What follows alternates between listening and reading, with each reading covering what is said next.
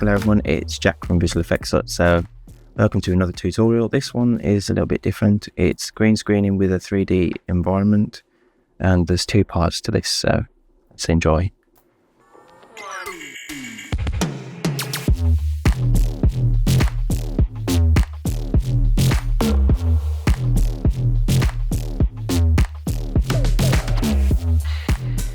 So jumping into After Effects after the shoot, we can see I got our footage, drop it in.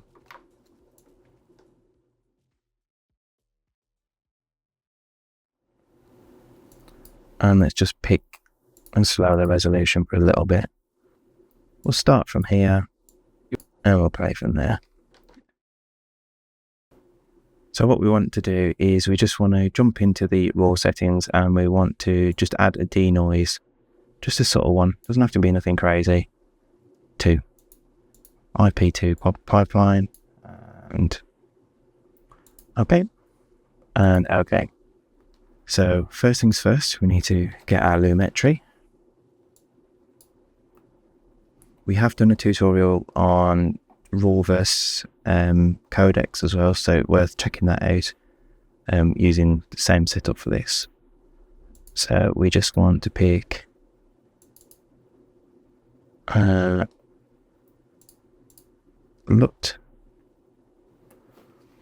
So I was just checking it was in focus, and what we want to do now is roughly the widest part of the frame is probably about here-ish.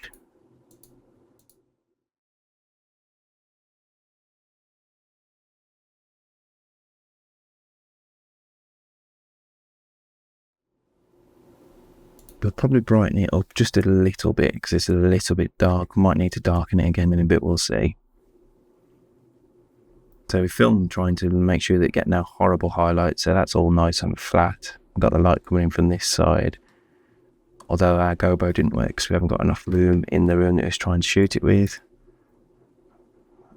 So now what we need to do is we need to just go to Key Light. Use the one with the advanced spill suppressor, that's a mouthful. And then just pick a green, probably a darker green,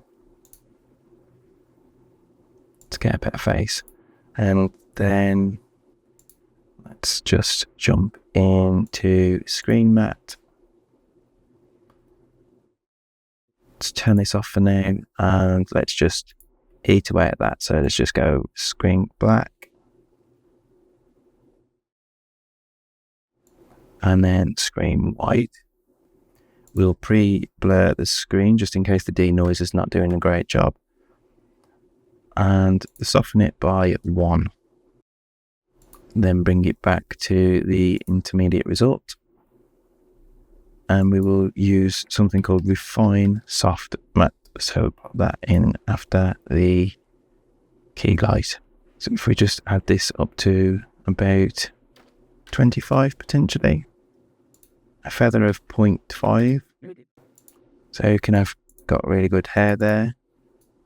Cool. And as we can see here, there's a bit of green spill. So to just get rid of that, we just need to turn that on. The advanced spill suppressor. And that should get rid of that. Gone. Nice. It's a nice key now. So for this, I could use another colour. Or because she doesn't move, like key another colour. Or because she doesn't move much, just curve that round a little. So next up is getting our environment in. This is where we hope we've shot with the right lights and with the right angle and everything. Can be tweaked though. So we want to import our shot. So we're just turning these up for a little bit.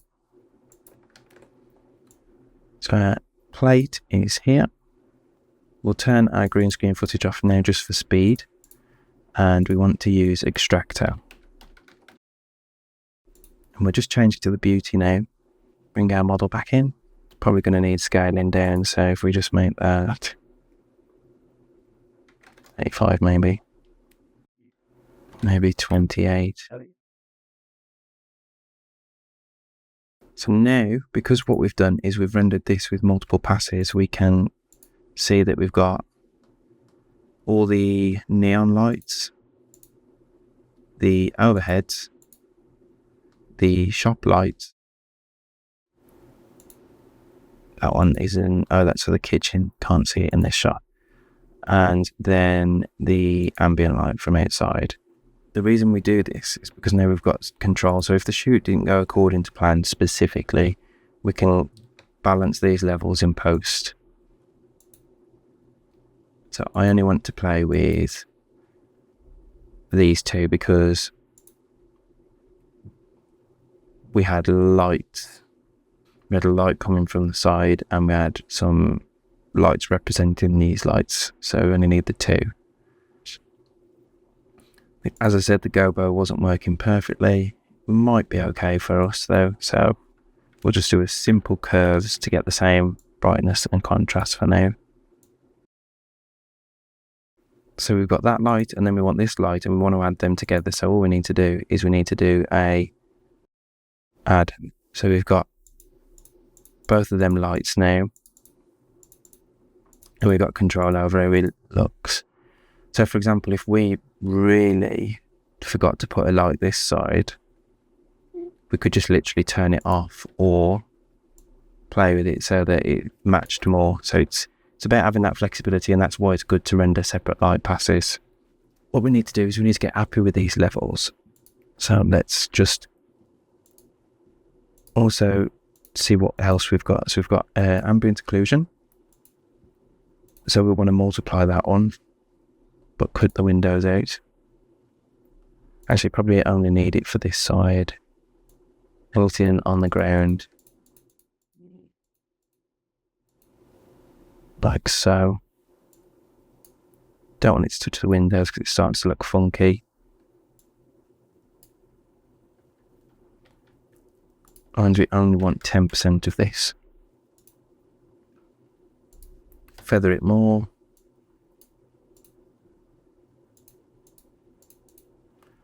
And then what else do we have? So we'll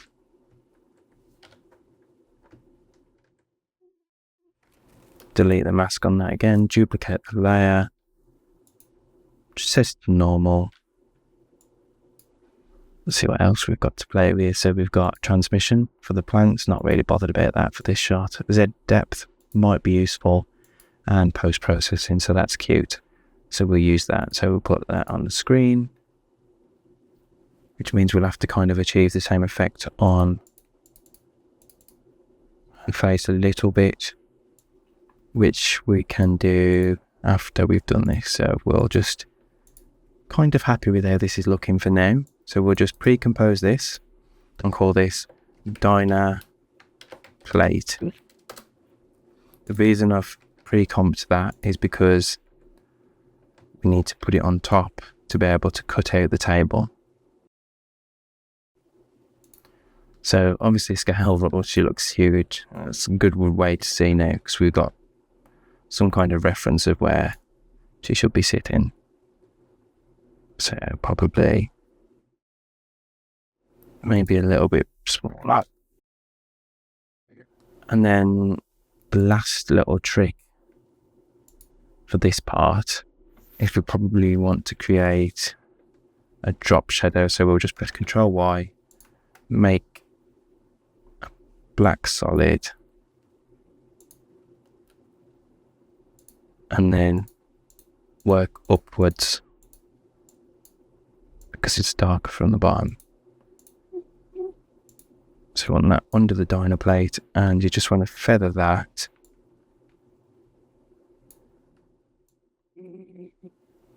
so it doesn't look super ridiculously bright under there.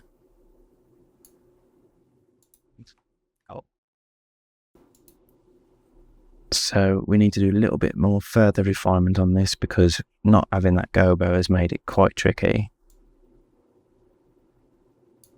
Checking the dark levels, and then we'll also use either glow or optical glow. If you're a Maxon 1 subscriber, let's use optical glow because it does achieve a slightly nicer look.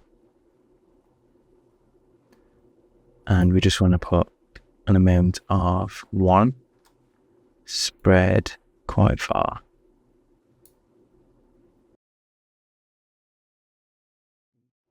So this is just to mimic the bloom that we got from the Octane render. I think what we'll notice as well, we can see that this is coming in a little bit harder, so we might have to fake that a little bit just because it does look a bit bizarre. So to do that, we'll just use this same black solid, cut along that line like so, and then just pull it in. Feather.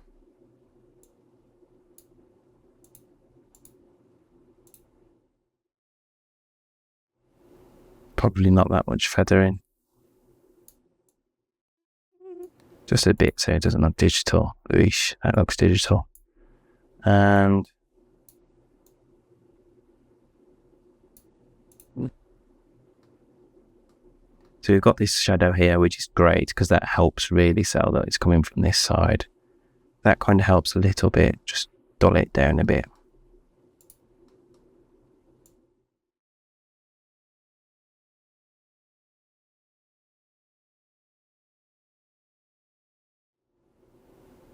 If we blend it with soft light as well, it kind of looks a bit more realistic. And just add a few lines maybe. Although I really recommend getting this in camera. So it might just break it up a little bit if there's movement. So the last things I would like to do is I would like to just add some crop bars. This isn't the proper way of doing it, but it's just so that I can see it and we can export it later. And we've got the option to keep turning it on and off.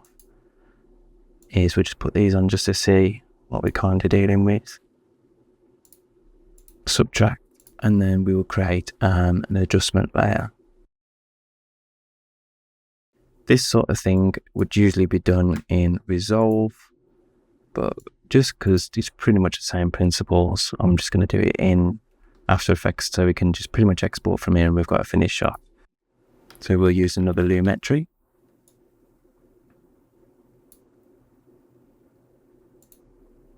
And we'll go for a nice creative grade. So I quite like that. But what we've got is really gross dark shadow, so I'll just boost that up a little bit. Made the look less severe. Pull down those highlights just a little bit. And then we'll just press Ctrl Y again. Make another black solid. Double click this. Eclipse mask. Invert. And then feather. We want to go soft light. And then let's make it a little bit more subtle. Probably been watching this the whole time thinking the same as me. So she needs to be a bit smaller.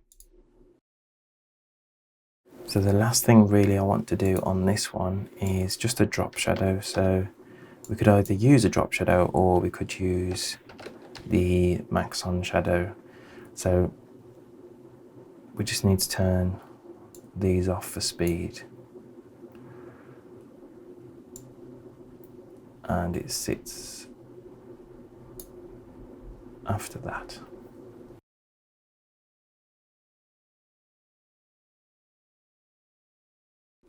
So set the displacement layer as the diner so that it might bend with some of this really weird colouring. So if we just do very subtle, because it's not black and white, it's coloured, so it might get a bit confusing. Just so it's not perfect.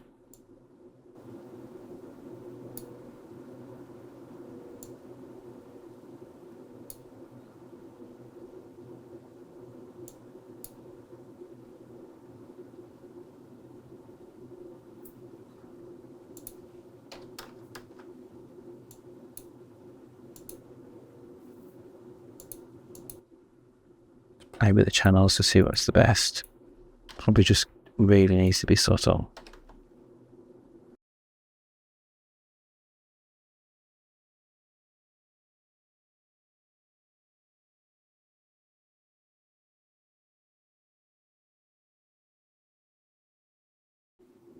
We want to stop it about there-ish, so it's only affecting just the wall. We don't affect it over there because it's unrealistic.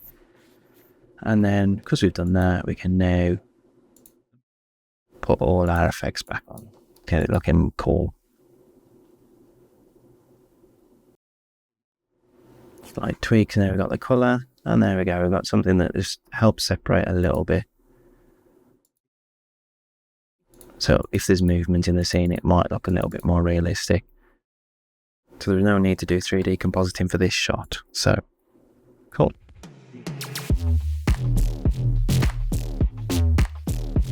So next up is the diner shot to plonk it on to our timeline. Scale it down. So what we did on this one is we moved the lights.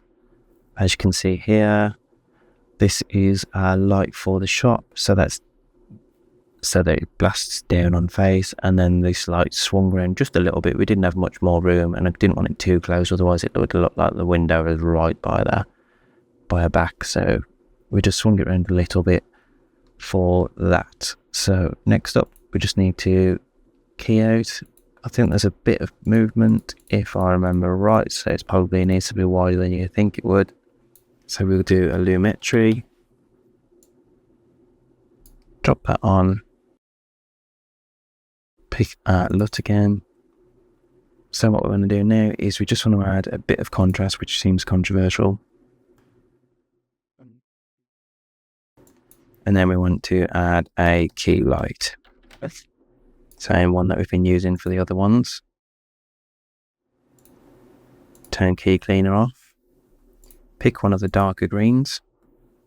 Maybe not that dark. Change this to screen matte.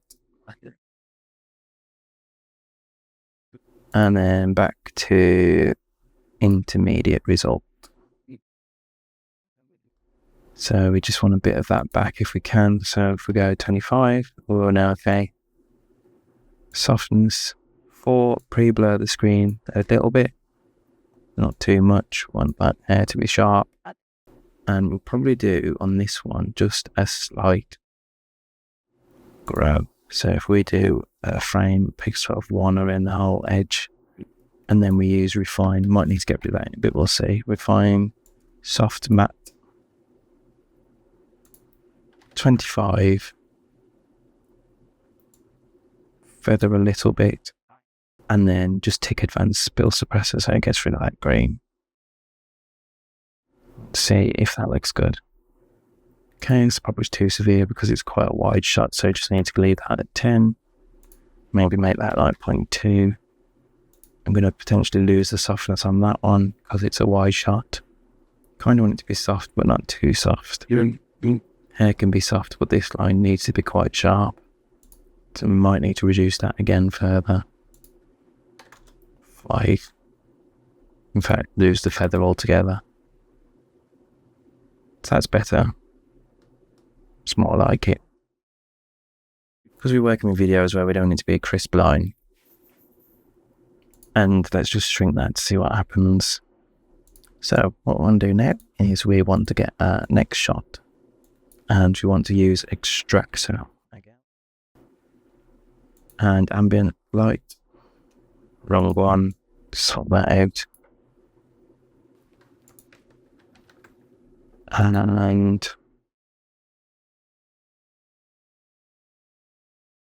is it like 2 now? Like 3? Yep. And we'll add those together. And then just for this one, we won't bother with the ambient occlusion unless it's not looking very good. We'll do a bloom and screen. So the camera wasn't quite right here. So we can actually potentially sort that out in this software. So we'll just go rotate back just a little bit. So we're going to need curves. And we're going to need optical glow. Now what we want to do is obviously get these brightness and contrast levels looking a little bit more realistic before we even tamper with anything else. So push that like so.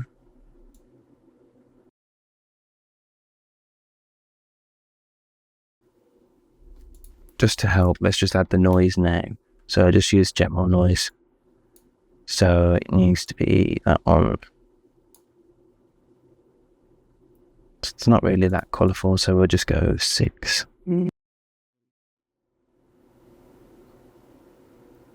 So we need this noise to blend into the image. Otherwise it's not going to look very realistic. So what is not working here? So we're going to make this outside light a little bit darker. So these lights that we did wasn't obviously very strong. Didn't do a strong job of those. But we can see it there. I don't think it's very bright. So let's just put the bloom on things. And let's get the optical blur working as well. So we'll just go 1, spread. Do we want to extend 0.5? Actually, we'll make this severe for now, just so I can show you this. So we want highlights only for this shot. So just where it's specifically hotter, we just want that to bloom. And so you can be a bit more severe with it. Like that, so yeah.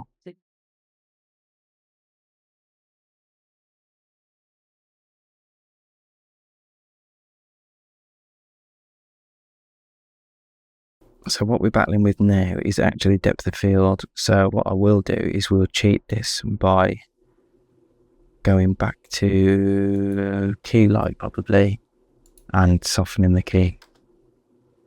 Maybe more than that, 20. Because it was too sharp considering that focus drift off. And then we'll use shadow again.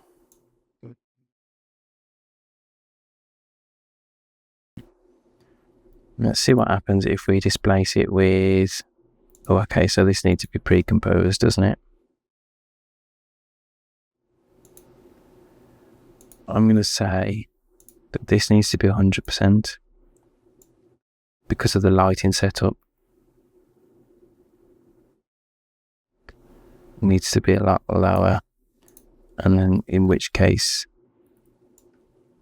this bloom cannot be as high.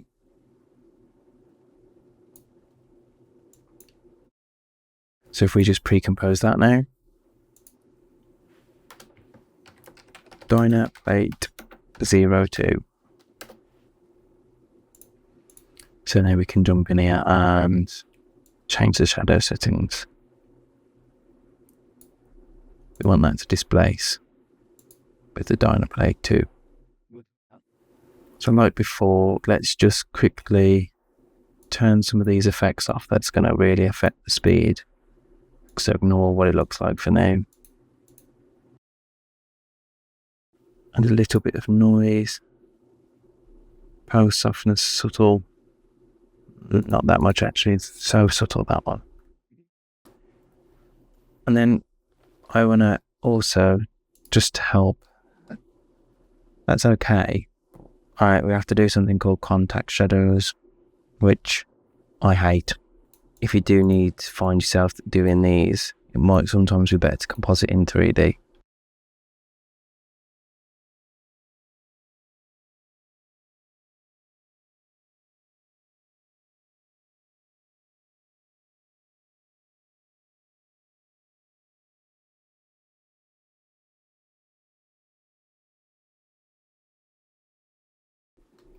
So the problem is with these as well, you don't want them actually to be too feathered. So this fine line, because they have to be sharp, because they need to look like they're right under the object. And you can't have them too wide either, like I just did there, lightly.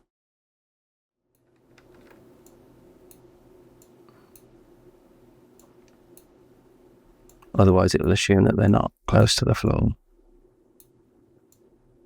So these could be tracked, like you could track the shoe as well if you have to do them in 2D. And we'll go with soft light. And oops, that doesn't need to be there.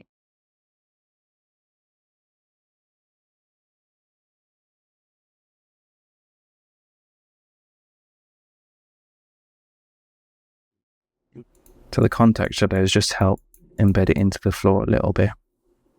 And we're going to just do the same again, but because we've already done it, let's just copy it from shot 1. So we'll go for our crop bars, vignette, and color grade.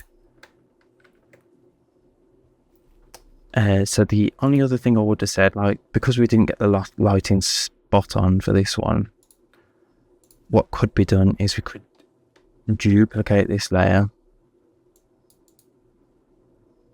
We'll make a significantly darker one. For this, we don't need all these effects, so just get rid of that.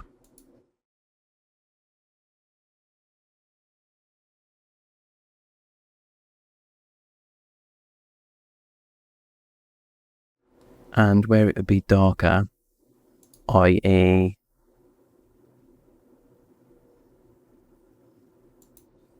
not the legs, it's already quite dark, so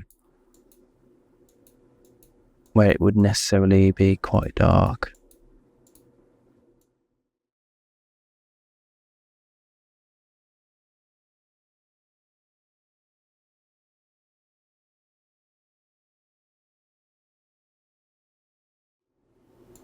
quite like creating this pattern along the arm too. So we just need to delete that one, the main one, and just add and add, and we'll do feather these at 25. Well, no, because we're in 4K, it's probably higher than that, so we need to go 122 and 122 and then turn our layer back on. So what we've done there is we've just created extra depth, which is pretty cool, using the same colours just darkened. So with, out, and with, just created a bit more depth, like we're actually near this thing. This would probably create a lot of blast light here, so it might actually be worth considering doing something like that as well. So a brighter section. So we will do that then quickly. So we'll just make sure that's off. Delete all the masks. Brighten it up massively this time. And we just want it to affect this line slowly drifting off towards the back. And potentially just bouncing a little bit up here. It doesn't matter because because the background is separate, we can do this, which is nice. So we'll feather those again.